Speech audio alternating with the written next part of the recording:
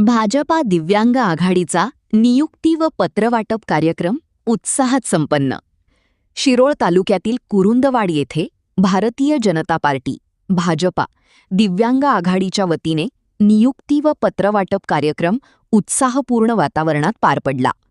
कार्यक्रमात विविध पदांवरील नव्या नियुक्त्यांची अधिकृत घोषणा करण्यात आली.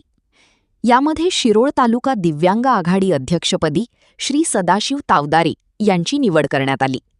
तसेच कुरुंदवाड शहर दिव्यांग आघाडी शहराध्यक्षपदी श्री संजय बाळगोंडा पाटील, तर शिरोळ तालुका महिला दिव्यांग आघाडी अध्यक्षपदी कुमारी सुनीता कलगोंडा पाटील यांची नियुक्ती जाहीर करण्यात आली.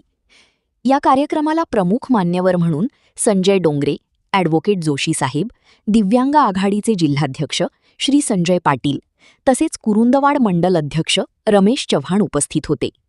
विविध क्षेत्रातील मान्यवर आणि कार्यकर्त्यांची मोठ्या संख्येने उपस्थिती कार्यक्रमाला लाभली.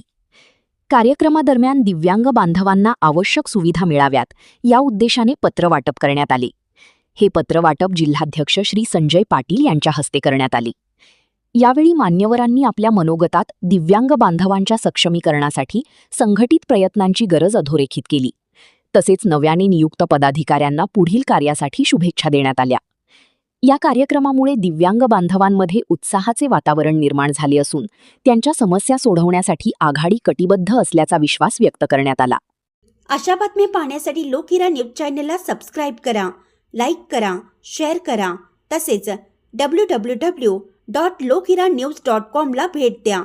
धन्यवाद.